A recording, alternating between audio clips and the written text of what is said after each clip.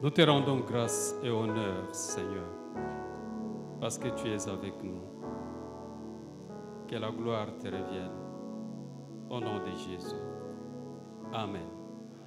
Nous restons debout.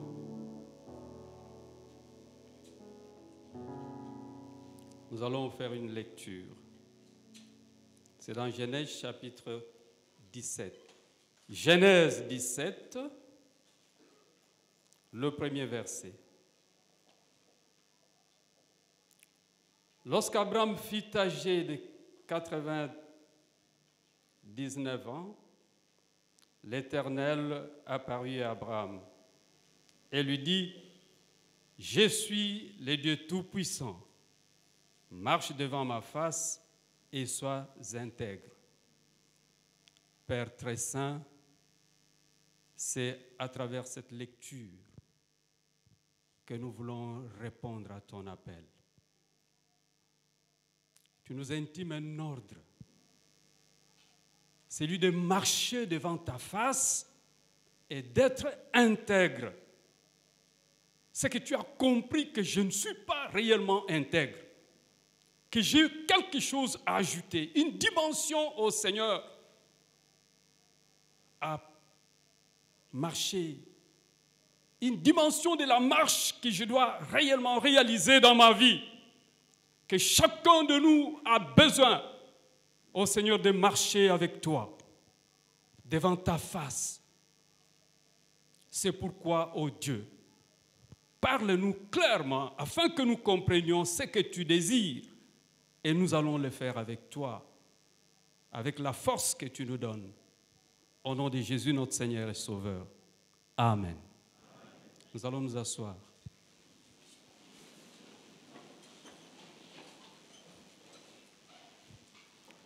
Je vous aime, frères et sœurs. Je le dis sincèrement, que je vous aime. Je vous aime parce que vous êtes miens. Ailleurs, je ne peux pas me tenir comme ça et parler. Parce que on dira de moi n'importe quoi. Mais vous m'acceptez. Voilà pourquoi je vous aime. Et parce que vous êtes chrétien, et je le suis également, nous sommes frères. Soyez bénis au nom de Jésus-Christ.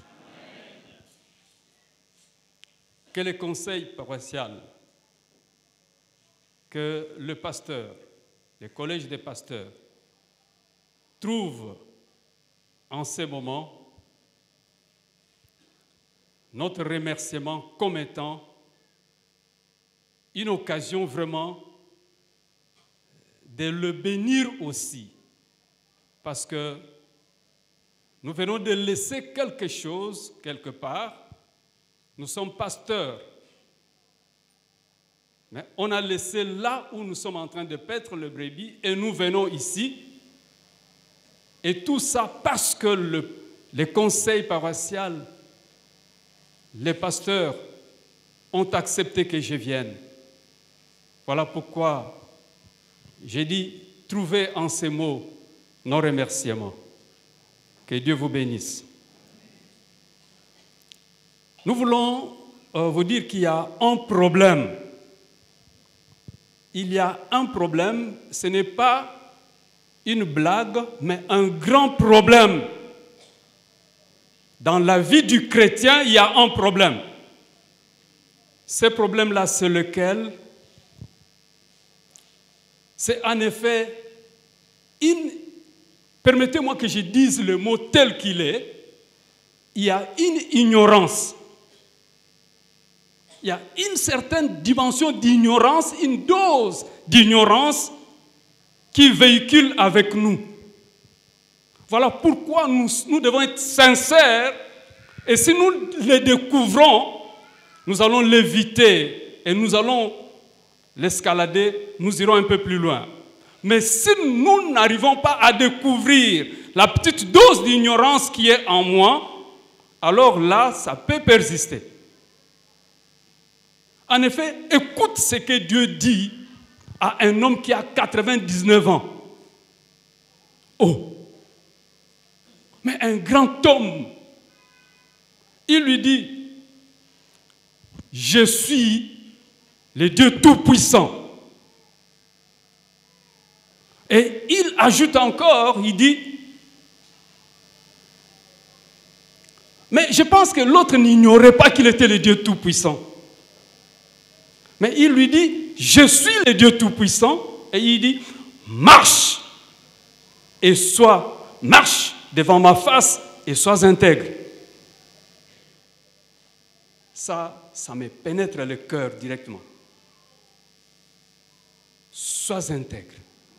Marche et sois intègre. En effet, ce que je vais dire ici, le problème c'est celui-là, la petite ignorance. Nous allons découvrir cela pendant que je serai en train d'expliquer. Chacun de nous pourra découvrir à quel niveau se trouve la petite dose de manque de connaissances. À quel niveau ça se trouve et comment on peut l'appeler. Chers frères et sœurs, dans mon adresse, je vais parler de 3 choses. Je vais faire des longues définitions et ces définitions-là, je vais les prendre directement dans des passages bibliques. Après, je vais parler d'être rempli du Saint-Esprit. Ah! Est-ce qu'à notre niveau, on peut parler d'être rempli du Saint-Esprit? Vous allez m'autoriser d'en parler un peu. Et je donnerai quelques principes à partir d'une illustration biblique. Je donnerai quelques principes bibliques. En effet, ce que je vais dire ici, c'est un ordre.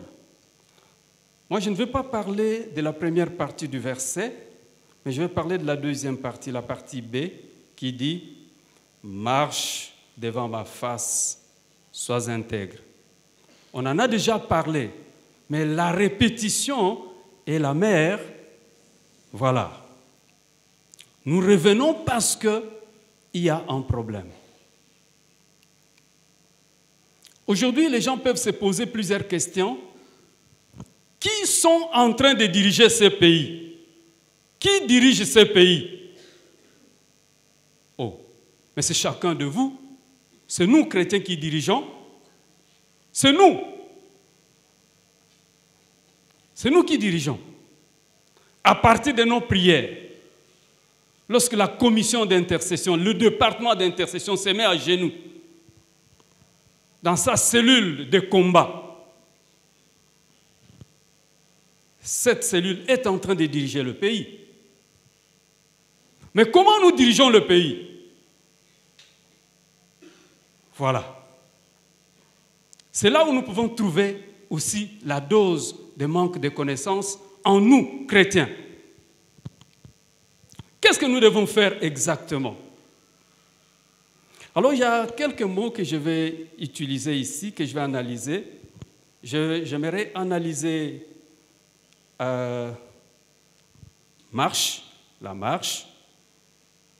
Donc, marcher. Je vais analyser aussi un autre mot, la face de Dieu.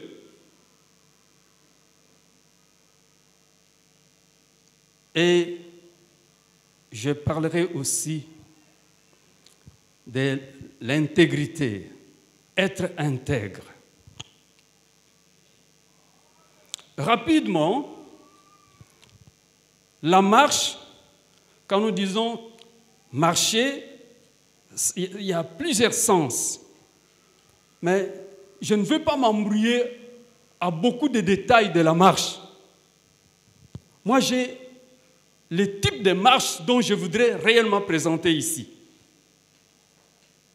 C'est une marche qui est inaction et aussi en progrès. Alors, cette marche, c'est celle qui consiste à se déplacer, aller d'un point à un autre, à grandir, à être d'accord avec quelqu'un d'autre, avec Dieu. Mais cette marche, c'est aussi ce que j'appelle accepter, marcher, accepter, consentir, donner son adhésion à produire l'effet souhaité ou prospérer. En effet, ce dont je veux parler ici, c'est juste accepter la volonté de Dieu. Tomber d'accord avec Dieu. Consentir à accomplir sa volonté. C'est de ce dont je veux parler. En effet, comme j'ai dit que je vais puiser ces éléments dans le... J'ai consulté les dictionnaires, mais je voudrais beaucoup parler de versets bibliques. Dans 1 Roi chapitre 2, verset 4, voici ce qui est dit. « Afin que l'Éternel accomplisse cette parole qu'il a prononcée sur moi, si tes fils prennent garde à leur voie, en marchant avec fidélité devant moi, de tout leur cœur et de toute leur âme, tu ne manqueras jamais d'un successeur sur le trône d'Israël. » En effet, la marche entend ici un accord parfait avec Dieu, suivre la voie de Dieu ou les voies de Dieu, être en accord avec sa volonté, sa loi, l'aimer de tout son cœur, de toute son âme, de toute sa force, et pratiquer cela.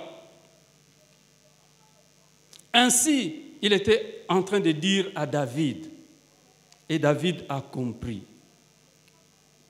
David, c'est l'un des géants de la marche, quelqu'un qui a marché avec Dieu.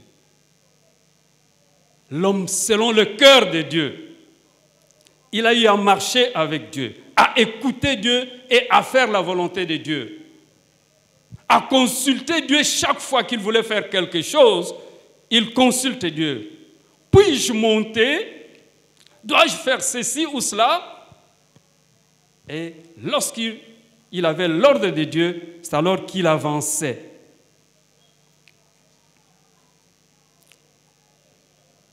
Mais alors, il y a aussi la face de Dieu. La face de Dieu. Rester devant la face de Dieu. Personne ne peut le voir et subsister. On peut l'écouter. On peut l'entendre passer. On peut voir peut-être quelque chose qui bouge. Mais le voir en face, non. Mais il dit, marcher devant ma face, ça cache quelque chose. Ainsi donc, dans Colossiens chapitre 2, verset 6, il dit, ainsi donc, comme Colossiens chapitre 2, verset 6, ainsi donc, comme vous avez reçu le Seigneur Jésus-Christ, marchez en lui. Donc, demeurez en lui. Le verbe marcher, c'est un verbe réellement récurrent dans le Nouveau Testament pour désigner la conduite quotidienne du croyant, la marche de tous les temps, à tout moment du croyant, la dépendance du croyant à Dieu. Cette marche consiste à une certaine dépendance, alors une dépendance totale. Dans 2 Rois chapitre 20, verset 3, la Bible dit, « Ô Éternel, souviens-toi que j'ai marché devant ta face avec fidélité et intégrité de cœur, et que j'ai fait ce qui est bien à tes yeux. Il est en train de parler, c'est Ézéchias, le roi, qui a reçu le message d'Ésaïe, lui disant, prépare-toi, donne des ordres parce que tu ne vivras plus, tu dois mourir. Prépare-toi. C'est une grâce pour certains. Lorsqu'on lui donne déjà un avertissement, on dit, prépare-toi parce que tu vas mourir. Lui a dit, non, Seigneur, souviens-toi de ce que je suis, de ce que j'ai fait. Souviens-toi, j'ai marché avec fidélité devant ta face. J'ai été avec toi. J'ai écouté ta parole. J'ai pratiqué ta loi. Tes prescriptions, je les ai exécutées.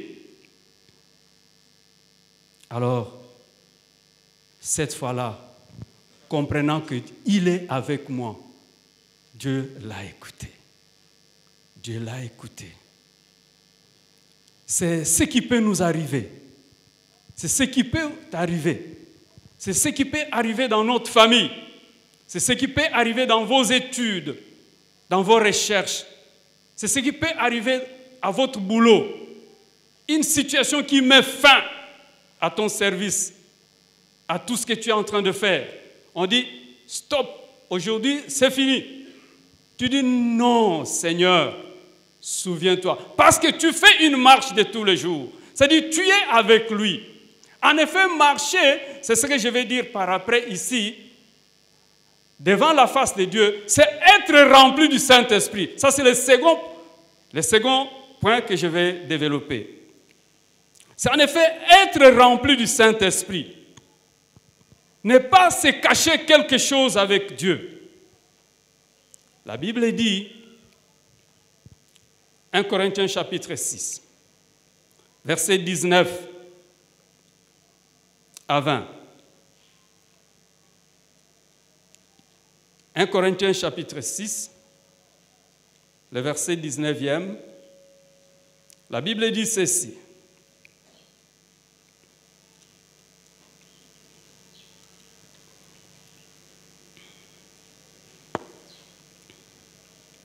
Ne savez-vous pas que votre corps est le temple du Saint-Esprit qui est en vous, que vous avez reçu de Dieu, et que vous ne vous appartenez point à vous-même, car vous avez été rachetés à un grand prix. Glorifiez donc Dieu dans votre corps et dans votre esprit qui appartiennent à Dieu. Ne savez-vous pas? Est-ce qu'on a décelé quelque chose qui ne va pas? Peut-être une légèreté, une petite ignorance, un petit manque de connaissances. On dit, rappelle-toi que toi, tu es le temple du Saint-Esprit, que l'Esprit de Dieu est en toi. Est-ce que pouvez-vous m'aider à dire à mon frère ou à ma sœur qui est à côté que toi, tu es le temple du Saint-Esprit? Le Saint-Esprit est en toi. Ce n'est pas par hasard. C'est ce rappel que je voudrais atteindre le frère, ce que je vous ai dit, et la sœur, je vous ai dit, dites-le lui, qu'il est le temple du Saint-Esprit. Et les statuts que nous allons, parce que nous sommes en train de faire un statut à la fin, nous allons présenter un statut à la fin. Donc, ce statut commence par là. Rappelle-toi, si tu avais oublié, retiens que tu es, toi, la maison du Saint-Esprit. Tu es la demeure. Tu es là où le Saint-Esprit habite. Pourquoi? Parce qu'un jour, tu avais accepté Jésus-Christ comme Sauveur et Seigneur. La Bible dit, à ceux qui l'ont reçu, à ceux qui croient en son nom, elle a donné le pouvoir de devenir enfants de Dieu. Cette répétition, je la fais expressement pour nous rappeler notre statut, que nous sommes enfants de Dieu. nous sommes enfants de Dieu. Alors notre comportement doit en découler normalement. Si nous sommes enfants de Dieu, si nous avons compris que nous, tels que nous sommes là, nous sommes le temple du Saint-Esprit. Le Saint-Esprit habite en nous. J'aimerais dire pas habiter, je voudrais dire le Saint-Esprit demeure en nous. Donc demeurer, donc ça va trop loin. Il demeure en nous. Le Saint-Esprit demeure en vous. Puisque depuis que vous l'avez accepté, il ne quittera jamais votre vie. Éternité en éternité, il demeurera en vous. Et vous, votre relation avec Jésus reste éternelle. Vous êtes enfant de Dieu, vous le serez, vous demeurerez toujours enfant de Dieu. Et cela ne changera jamais. Et c'est ton statut à toi, c'est mon statut à moi. Je suis enfant de Dieu. J'ai tous les privilèges d'enfant de Dieu.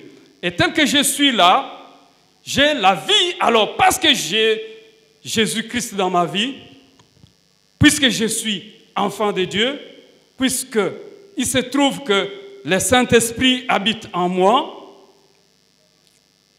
par voie de conséquence, je me trouve ayant la vie éternelle.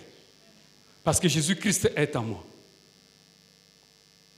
J'ai la vie éternelle. Cette vie éternelle, je ne l'aurai pas demain. Je l'ai parce que Christ est en moi. J'ai sa vie. Il ne quittera pas. Il reste en moi d'éternité en éternité. Amen. Alors, tu peux dire au Seigneur, lorsqu'il y a une agression personnelle, par des pensées, vous êtes agressé, l'ennemi te diminue. Il dit, même toi aussi, qu'est-ce que tu vaux, toi d'ailleurs, regarde ce que tu es. Si tu as une telle agression, réponds directement que moi j'ai un statut, j'ai une identité, je suis enfant de Dieu. Je suis enfant de Dieu.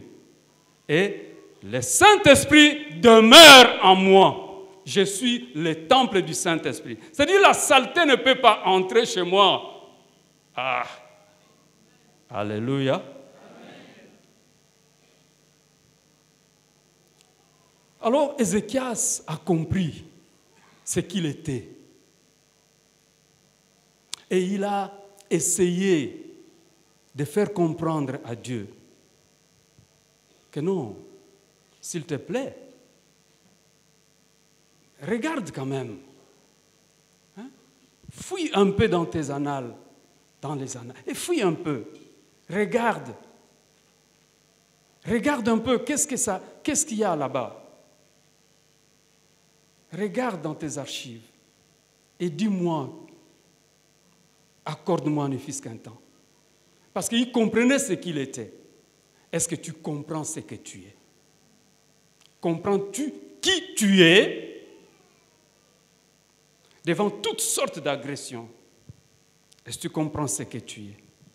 La place que tu occupes. Voilà, Ézéchias sera gracié. 15 années lui seront ajoutées. Il y a ainsi des types d'harcèlement. On vous harcèle, on vous harcèle par des personnes physiques, par des esprits. Vous êtes harcelés. Vous subissez beaucoup de pression au travail. Peut-être que vous êtes même diminué. Mais rappelez-vous que vous êtes qui? Que vous êtes qui? Enfant de Dieu. Et que vous avez le Saint-Esprit dans votre vie. Et que le Saint-Esprit demeure en vous. Marcher devant Dieu délivre notre âme de la mort. Et c'est comme ça que Ézéchias sera délivré de la mort. Marcher, il a compris. Et au lieu qu'il soit précipité à la mort, il a dit non. Qu'on ajoute encore un temps. Et on le lui a ajouté. Mais alors, la parole dit, sois intègre, sois intègres. Avant que je passe à ce niveau-là d'intégrité, permettez-moi, j'ai fait une lecture quelque part. Il y a quelqu'un qui dit ceci, exactement ceci. Il dit, la personne qui parle ici, c'est mon chef direct. Il a écrit, c'est un chercheur. Voilà ce qu'il a écrit. Il a écrit un livre, c'est un Ghanéen, Vision morale et édification d'une nation. Il s'appelle Adadevoh. Adadevoh, Delano Adadevoh. Il dit ceci. Il dit, la question fondamentale que beaucoup de responsables de ce siècle ne se posent pas est la question sur le genre de personnes que nous voulons devenir dans le futur. Donc la question que beaucoup de gens ne se posent pas, des grands responsables ne se posent pas, c'est cette question de savoir ce que nous serons dans le futur. Nous passons un temps ici, nous travaillons, nous avons un boulot, nous étudions, nous sommes quelque part. Oui, mais posez-vous la question de ce que vous serez dans le futur. Parce que la vie va s'achever un jour, cette vie. Alors, où irez-vous? Où passerez-vous votre éternité? Cette question, il ne faut pas attendre qu'on soit malade. Non, non. Ou qu'on soit accidenté. Et on tombe, on a la tête écrasée. Et d'un accident, on est là. Et puis on dit, priez pour moi, je ne sais pas où je vais partir. Où je vais passer mon éternité. C'est maintenant qu'il faut se poser cette question. Et beaucoup de grands responsables ne se posent pas cette question. Évangélistes, chers frères, vous qui avez le don de communiquer la parole de Dieu, posez cette question à ma place. Posez aussi à d'autres grands. Voyez les autres grands, posez-leur cette question. Qu'est-ce qu'ils en pensent? Alors il dit ceci. Ce qui manque à nos plans pour l'avenir, c'est une vision morale. Et pourtant, les caractères et la moralité ont bel et bien une incidence directe sur le développement économique et technologique. Je ne sais pas si vous tombez d'accord avec lui, mais moi je suis parfaitement d'accord avec lui. Et ça va cadrer avec le message que je présente maintenant. En effet, il veut dire que le tueur de l'économie, c'est ce chrétien ici, qui n'est pas rempli du Saint-Esprit. C'est ce tueur-là de l'économie, qui va soustraire ce qui peut être servi pour la nation. Il va le soustraire pour son compte privé. Il est capable de bloquer toute la nation parce qu'il tient à sa vie, à sa propre vie, qui est peut-être de quelques jours, et il sacrifie toutes les autres personnes parce qu'il a une certaine position. Est-ce que nous lui avions parlé de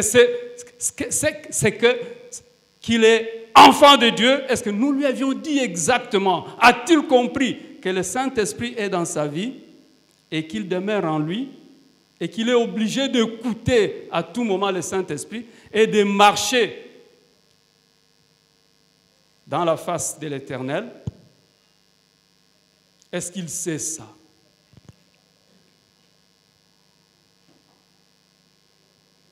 Alors, l'intégrité, quand nous parlons de l'intégrité, c'est une dimension qui prend notre caractère et qui démontre la justice, la réelle justice de Dieu. En effet, pour expliquer Selon les dictionnaires, l'intégrité, on va vous dire que l'intégrité a le sens de la totalité. C'est bon. De l'intégralité. C'est bon. L'intégralité du territoire. Je ne parle pas de ça. Moi, je parle d'une dimension de quelqu'un qui est juste, qui est fidèle, qui écoute Dieu et qui n'est pas corruptible, intègre, qui est honnête, qui n'est pas corruptible. Lorsque quelqu'un est rempli du Saint-Esprit, il ne tombera jamais dans la corruption. Je dis jamais, lorsqu'il est rempli du Saint-Esprit. Il y a deux lois qui luttent en nous. La loi du péché et de la mort, attachée à notre nature adamique, qui combat la loi de l'esprit de vie. Lorsque vous acceptez Jésus-Christ, vous quittez, donc vous fonctionnez avec la loi de l'esprit qui communique la vie. Parce que vous avez Jésus dans votre vie, parce que vous avez le Saint-Esprit, c'est la loi de l'esprit de vie qui fonctionne en vous et ça vous fait fonctionner. Je donne un exemple. Lorsque vous avez honte de faire le mal, donc vous voulez faire du mal à quelqu'un, vous voulez prendre les téléphones de quelqu'un, il semble que même dans les églises, on trouve aussi des voleurs, des pickpockets, des gens qui prennent un peu. Ils ne prennent pas beaucoup, ils prennent un peu parce que la personne était distraite et ils prennent. Mais lorsque, au lieu de prendre quelqu'un, le téléphone de quelqu'un ou bien quelque chose, vous sentez en vous cette mollesse-là, cette faiblesse-là, tu dis, ah non, je ne fais pas ça. Tu dis, ah j'ai honte, si on m'attrape. Ça, ce n'est pas le corps qui dit ça, ce n'est pas le corps. Non, ça, ce n'est pas le corps, ça, c'est l'esprit de vie. C'est l'esprit qui est en vous, qui vous dit, ne fais pas ça. C'est honteux. Ne fais pas ça. Mais le corps te dit, prends ça. Et tu prends facilement. Nous avons la grâce, nous, parce que certaines personnes qui n'ont jamais reçu Jésus-Christ ont seulement ils ont seulement le péché qui est en eux, qui fonctionne, parce que le corps est là, et le corps n'a jamais subi une certaine transformation. Et Dieu a laissé ces deux lois se précipiter. Il y a une guerre dans notre vie, tous les jours, même là où nous sommes, même pendant que je suis là, cette guerre-là existe à tout moment. Cette guerre-là restera ainsi. C'est pour que tu saches que je dois travailler avec Jésus. Je dois travailler avec Jésus. Je dois courir auprès de lui. Parce que c'est lui seul qui peut me donner la force. Romains chapitre 8, verset 1. Romains 8, verset 1. La Bible dit ceci. Il n'y a donc maintenant aucune condamnation pour ceux qui sont en Jésus-Christ. Donc, il n'y a aucune condamnation. Pourquoi? Mais parce que vous avez cette loi de vie qui vous aide. Le verset 2 dit, en effet, la loi de l'esprit de vie en Jésus-Christ m'a affranchi de la loi du péché et de la mort. Alléluia. Donc, cette loi, c'est celle quand Dieu dit à Abraham, il lui dit, marche devant ma face, sois intègre. Et Paul dit, il dit aux Colossiens, il dit, puisque vous avez Jésus-Christ maintenant, marchez en lui. marcher en lui. On peut dire marcher avec lui. On peut dire marcher dans le Saint-Esprit. Donc, soyez remplis du Saint-Esprit. Alors, pour être remplis du Saint-Esprit, parce que le Saint-Esprit est avec vous, mais pour en être rempli, il n'y a pas de rendez-vous. C'est à tout moment que vous devez vous ressourcer. À tout moment. Car la Bible dit, ne vous enivrez pas de vin, c'est de la débauche. Soyez au contraire remplis du Saint-Esprit. Soyez remplis du Saint-Esprit. Vous en avez besoin. C'est un besoin pour chaque personne. Un adulte de 99 ans, on ne peut pas dire que non, j'en ai déjà fait autant de fois. Hein? Ça, c'est un niveau de l'école maternelle. Non. Ou bien de l'école du dimanche. Non. Adam, à 99 ans, si nous avons des gens de 99 ans, ils en ont aussi besoin. Moi, j'ai besoin de ça. Chacun de nous ici a besoin d'être renouvelé à tout moment, d'être rempli du Saint-Esprit, d'être conduit, d'être rendu puissant par le Saint-Esprit. Ça, c'est un besoin. Et lorsque quelqu'un refuse d'être renouvelé comme ça par le Saint-Esprit à tout moment, d'être régénéré, c'est qu'il y a une petite dose de connaissances qui a disparu. Est-ce que je me fais comprendre? Donc, le fait de ne pas accepter d'être rempli du Saint-Esprit à tout moment qu'on a besoin, c'est réellement une ignorance. Et c'est ça qui cause beaucoup de catastrophes. Alors, je vais dire ceci, chers frères. Le Saint-Esprit forme notre être intérieur. Le Saint-Esprit nous dirige. Il nous donne la force. Le Saint-Esprit nous aide à comprendre ce que Jésus-Christ a dit. Le Saint-Esprit nous aide à interpréter la parole, à vivre convenablement.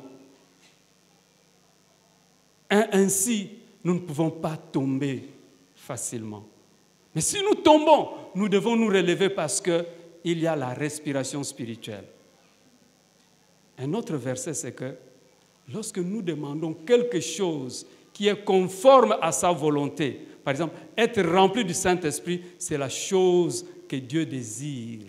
C'est le désir de Dieu. Lorsque nous voulons être remplis du Saint-Esprit, nous sommes dans le désir de Dieu. Et lorsque nous disons, Seigneur, remplis-moi du Saint-Esprit rapidement, c'est-à-dire, activez-moi. Et vous êtes réactivé et vous pouvez travailler. Je donne quelques principes qui vont nous aider. Les principes, je les tire où? Je les tire dans une illustration qui se trouve dans Esther chapitre 4. Qu'est-ce qui s'est passé dans Esther chapitre 4? Mardochée découvre qu'il y a un complot contre les Juifs. On doit tuer tous les Juifs. Il dit, il ôte ce qu'il avait comme tunique, il met le sac, il commence à pleurer, à crier. Donc partout, il crie, partout en désordre. Et il s'approche même de la porte du roi, là où les gens ne peuvent pas se mettre en sac. Et il s'approche là-bas, il n'a pas peur. Il va à la grande place de la ville. Il commence à crier parce qu'il trouve que réellement, ce n'est pas normal. C'est une injustice C'est injuste. Comment on peut tuer tous les Juifs? Il commence à crier. Pourquoi? Parce qu'il comprenait ce qu'il était. Il comprenait ce qu'il était. Il avait participé à une organisation secrète qui consistait à glisser sa cousine dans les choix des épouses, des reines donc. Et sa cousine est entrée. Elle est devenue une reine. Et il va en ce moment-là parler à la reine, sa cousine. Ne sais-tu pas que c'est peut-être pendant cette période que tu dois te lever pour sauver ton peuple? Mais ce que Aman a décidé, il va frapper tout le monde, tous les Juifs, et ça t'atteindra toi aussi. Tu es juif, non? En effet, je vais dire ceci. Mardochée, il avait le temps de bien faire le travail. Lorsqu'il servait le roi, il avait surpris des gens qui complotaient contre la vie du roi. Et il a dénoncé cette pratique qui était mauvaise à cause de sa marche avec son Dieu. Et ça, c'était déjà écrit dans les livres des souvenirs. On avait écrit que Mardochée a sauvé le roi. C'était écrit. C'est comme ce que vous faites. Les bons actes que vous posez sont écrits. Dieu note ça. C'est noté. Mais voilà ce qui va lui arriver. Le jour où il devait être pendu, alors que sa cousine avait déjà précédé par demander une audience au roi pour qu'il puisse lui parler de ce qu'elle avait dans le cœur. Voilà, ces jours-là arrivent parce que Esther avait invité, je vous épargne tous les détails, Esther avait invité son mari, le roi, à partager un repas. Et il a dit qu'ils viennent avec Aman. Ils sont venus le premier jour. Le roi a demandé, Esther, dis-moi, s'il s'agit même la moitié du royaume, je vais te donner du royaume. Il dit non, revenons encore un autre jour. Et le second jour, il devait dîner encore. Voilà ce qui va se passer. Aman va organiser la mort de Mardochée. Il va organiser la mort de Mardochée. Mais le même jour, pendant que lui organise dans sa famille la mort de Mardochée, le roi s'était mis à fouiller les livres de souvenirs et il a trouvé que quelqu'un l'avait sauvé de la mort. Et il a demandé, cet homme ici, Mardochée, qu'est-ce qu'on a fait de lui? On dit, mais rien. Alors, il dit, alors il faut l'élever. Il faut l'élever. Regardez, chers frères, lorsque nous marchons avec le Seigneur, lorsque nous marchons dans la face du Seigneur, le Seigneur, il s'occupe de nous. Il prend soin de nous. Tous les complots que les gens sont en train de monter, il est là pour les effacer. Et il vous donne le triomphe. Vous avez la victoire. Mais alors, voici le principe. Le principe de cette femme-là et de Mardochée, le principe de la reine savait qu'elle était juive. La famille de Dieu Tout-Puissant. Le Dieu ici qui parle à Abraham, il dit « Je suis Dieu Tout-Puissant ». C'est-à-dire personne ne peut s'égaler en moi, en force, en dignité, en pouvoir, en autorité. Personne. Personne. Ah, il dit, ces dieux-là, c'était les dieux des Juifs. Les Juifs se sont appropriés ces dieux-là. Appropriez-vous votre Dieu. Vous avez un Dieu vivant. Appropriez-vous de votre Dieu. Je vous assure, les gens qui jouent avec des amulettes, les gens, je parle des féticheurs. Les féticheurs aiment leurs statuettes. Ils savent le pouvoir qui est caché derrière. Mais ce pouvoir-là n'est rien par rapport à la puissance, à la toute-puissance de Dieu. Alors je vous dis que vous avez un Dieu. Brandissez ce Dieu-là. Montrez que Dieu existe en vous. Vous avez Dieu. Alléluia. Le premier principe, témoignez de ce que vous êtes, enfant de Dieu. Rendez témoignage de votre identité, que vous avez été racheté à un grand prix, que vous ne vous appartenez point, vous appartenez à qui? À Dieu. Rappelez-vous cela. Alors, Mardoché et Esther savaient que Dieu n'était pas loin d'eux, que Dieu était avec eux, que Dieu marchait avec eux. Quel que soit là où ils se trouvaient, ils étaient en exil, ils étaient dans un pays qui n'était pas le leur, mais ils savaient que leur Dieu se trouvait aussi là-bas. Partout où vous serez, partout où vous êtes, sachez que Dieu est avec vous. Donc Dieu est avec vous. Ça, c'est le second principe. Et le Saint-Esprit est avec vous. Dieu est avec vous. Le troisième principe, rester esclave de Jésus-Christ. Signifie quoi? Dans tout ce que tu es en train de faire, considère Jésus. Tout ce dont vous avez besoin, considère Jésus comme étant le seul, la personne auprès de laquelle vous devez vous confier. Ne faites rien sans Jésus. Sois esclave de Jésus. Parce que vous avez été racheté à un grand prix. Il a versé son sang. Un sang innocent. Il a versé pour toi. C'est pourquoi tu as tout le temps de prendre la décision de servir Dieu.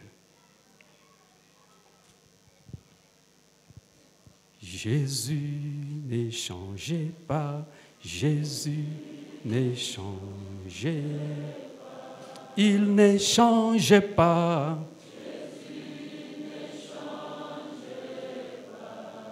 Il est le même.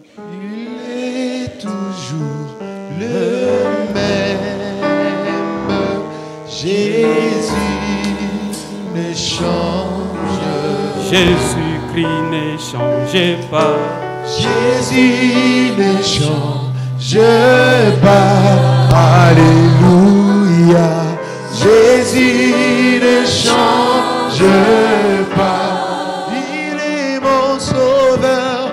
Il est toujours le même. Jésus ne change. Jésus-Christ m'a libéré. Jésus m'a libéré. Alléluia. Jésus m'a libéré. Il est mon sauveur. Il est toujours le même. Jésus me change pas. Nous voulons prier le Seigneur. Dieu dit à Abraham, je suis le Dieu Tout-Puissant, le Dieu des miracles, et que même si humainement c'est tard, je peux opérer des miracles, mais à la seule condition que tu sois intègre. Est-ce que tu es intègre? Dieu, il est prêt à opérer de grandes choses dans ta vie. Mais c'est l'intégrité. Est-ce que tu es intègre? Est-ce que tu es honnête? Est-ce que tu es sincère? Est-ce que tu es transparent? Est-ce que tu marches dans la vérité? La seule condition pour que l'impossible devienne possible dans ta vie, pour que tu expérimentes ce que Abraham a expérimenté, est-ce que tu es intègre?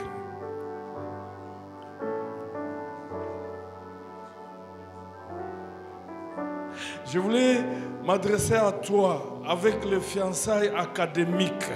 Est-ce que tu es intègre? Toi qui as donné la promesse de fiançailles à 2, 3 sœurs à l'église et tu changes de fiancés comme des papiers mouchoirs. Est-ce que tu es sincère? Est-ce que tu es dans la vérité? Tu as choqué beaucoup de gens. Tu es un deuxième gradué, mais le parent, jusqu'à ce jour, et ceux qui savent, tu es en deuxième licence. Tu ne bouffes que l'argent des Minerval en trompant aux parents. Tu les as trompés jusqu'aujourd'hui. Parce que celui qui est intègre n'est pas menteur. Il dit la vérité, il ne trompe pas.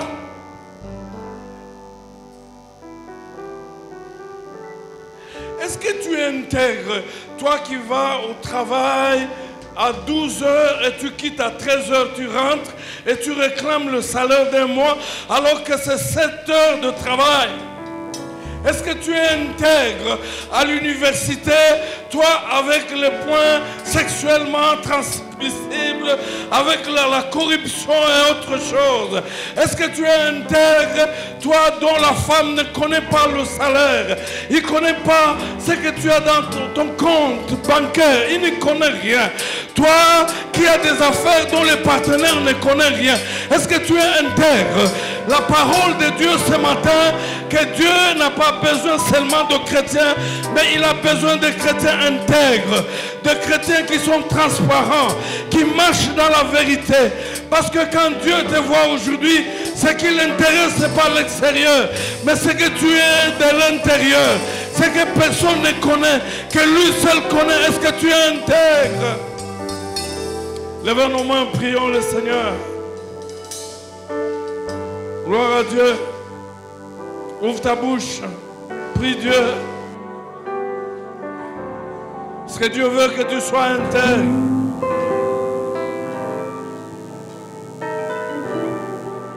Toi qui as fait la promesse au fiancé, l'autre, tu ne l'aimes pas, mais parce qu'il a de l'argent, tu lui as fait la promesse. L'autre, tu ne l'aimes pas, mais parce qu'il est intelligent dans l'auditoire, tu as fait la promesse. Et l'autre que tu l'aimes, tu as fait 3 promesses menteuses. Tu n'es pas dans la vérité. Et Dieu a dit à Abraham, je suis prêt pour un miracle, mais à la seule condition que tu sois intègre. Gloire à Dieu. Toi qui travailles à l'hôpital et qui sais que la personne va mourir, mais tu fais des ordonnances, on continue à acheter des médicaments, et tu sais qu'il va mourir, les médicaments vont rester, tu n'es pas intègre.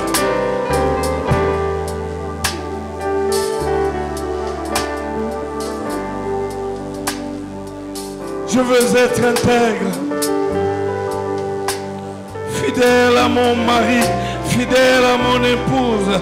Je veux être intègre, je veux être intègre.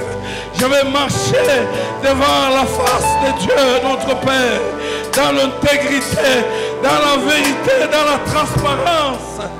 Je veux être intègre. Dieu cherche les hommes, les chrétiens et les chrétiennes intègres, qui marchent dans la justice, qui sont honnêtes, qui ne se livrent pas dans le mensonge pour plaire aux gens, qui disent la vérité. Ils seront du dehors, ceux qui sont du dedans. Quand Dieu les vidisse l'extérieur, ils voient qu'ils sont honnêtes, ils sont intègres. Ils sont vrais. Dieu a besoin de chrétiens intègres qui savent dire la vérité à leurs épouses, la vérité à leurs maris. Elles sont sincères.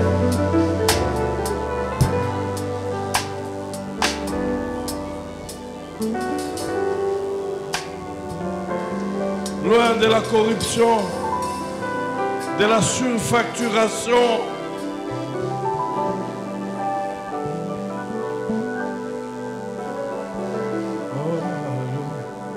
En fait, le soubassement même de l'intégrité, c'est la crainte de l'Éternel.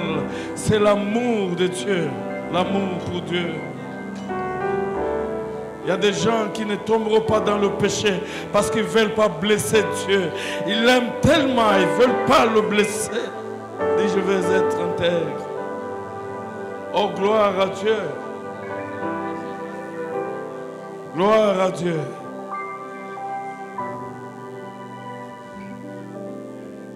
Est-ce qu'il y a quelqu'un ce matin qui n'a pas la force de marcher dans la vérité, dans la pureté?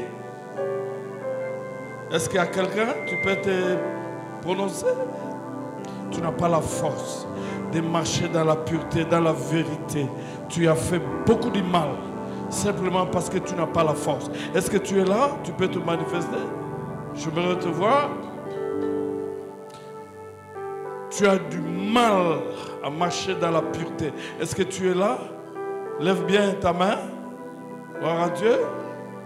Dieu cherche les hommes et les femmes intègres, purs, sincères, transparents. Quelqu'un d'autre?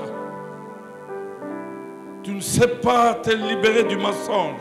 Allez, passez vite devant, parce qu'on va prier pour vous. Parce que l'intégrité vient avec la présence de Jésus-Christ. L'intégrité vient avec la puissance du Saint-Esprit. Il y a de ces choses que tu ne feras jamais, parce que la force vient du Saint-Esprit. Allez, passez vite, on va prier, implorer la grâce de Dieu pour vous, la grâce de Dieu. Venir à l'église, c'est une chose. Être intègre, être sincère, être vrai, ne pas être hypocrite, c'est aussi une autre chose. Combien ils viennent à l'église, mais ils mentent à Dieu. Ils ne sont pas sincères. Oh, gloire à Dieu. Il y a quelqu'un qui se lève ce matin et dit, je veux être intègre. Je veux marcher devant la face de Dieu, dans la vérité, dans la pureté, dans la transparence, dans la sincérité. Quelqu'un qui prend la décision ce matin, je veux rentrer, dire à tous ceux que j'ai n'ai pas dit la vérité, que je vous ai menti, j'ai changé, je veux marcher dans la vérité parce que j'ai besoin de voir la main puissante de Dieu, le miracle de Dieu.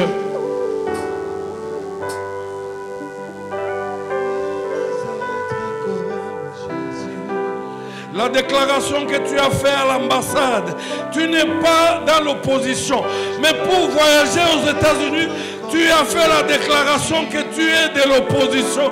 Tu as menti. Celui qui a changé de date de naissance, qui est ici pour être accepté à l'université, tu as menti. Tu n'es pas intègre.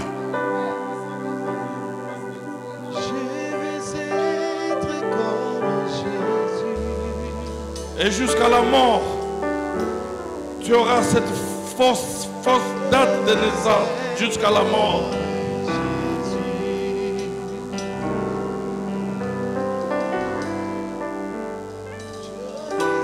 Levez vos mains, mes frères, levez vos mains. Gloire à Dieu, il faut une décision. Ce qui a tué ce pays, c'est que les chrétiens ne sont pas sincères. Ils ne vivent pas dans la vérité. Parce que la vérité, c'est la lumière. Et ça a une grande puissance, une grande influence.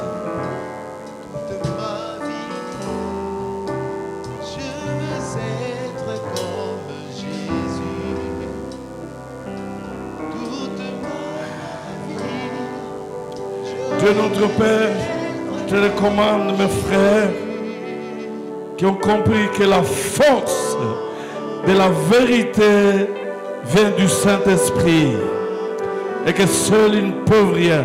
Et ils ont pris la décision ce matin de rompre avec l'impureté, avec le mensonge, avec l'hypocrisie. Et ils veulent être transparents, la lumière. Et ils veulent marcher avec toi dans la pureté. Accepte-le, Seigneur, encore ce matin.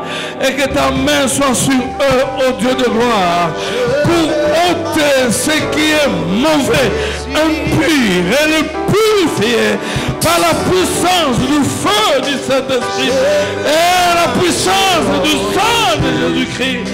Je le déclare libre du mensonge et qu'il soit revêtu de ta puissance pour marcher devant ta face avec intégrité en brandissant leur identité de chrétien. Les lumières du monde.